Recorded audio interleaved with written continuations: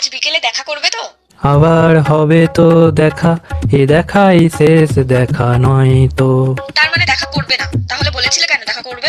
আমি তোমার কাছেই ফিরে আসবো, তোমায় আবার ভালোবাসবো।